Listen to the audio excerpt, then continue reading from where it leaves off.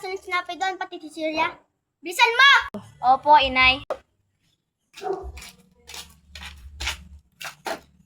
Aling Linda, utang daw si mamang dalawang tinapay at saka isang chichirya. Ano? Utang na naman ang nanay mo? Tingnan nyo nga yung listahan nyo dito, oh. Di pa nagbayad. Anong utang niya?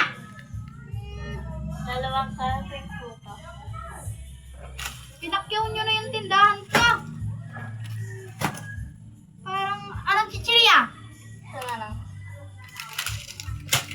Oh. Sabihin mo sa nanay mo, bayad na siya ng utang, ha? Tignan mo na yung tindahan ko, nakalbo na. Opo. Go. Ito na po, inay. Sige, lagay mo na lang dyan.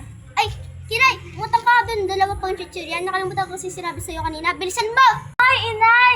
Galit na galit sa'yo si Aling Linda kasi hindi pa mo daw nababarayan yung utang mo. Wala akong pakialam. Umutang ka na doon. Bilisan mo! Ah, sige po, inay.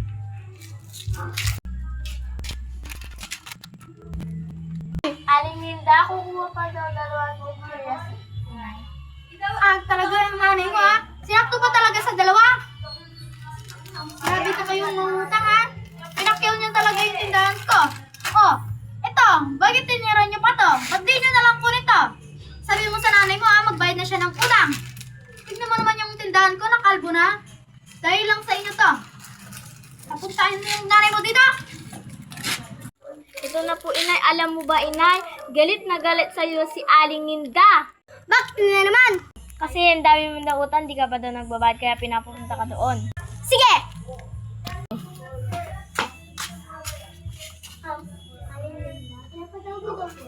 Oo, pinapatawag kita. Tingnan mo naman. May nakikita ka paninda ko dyan. Sinolbo mo na ang paninda ko. Wala na ang natira. Kailan ka magbabayad? Sa sahod ko. Kayo na ba ang sahod mo? Mamalay ko. Huwag mo akong ginaganyan-ganyan, ha? Baka gusto mo, wag na kita pa utangin dito. Magbayad din naman? Magbabayad, siguraduhan mo na magbabayad ka. Sige na, malas ka na dito. Sinisira niyo yung araw ko. Ano, inay? Sabi ko kasi sa'yo eh.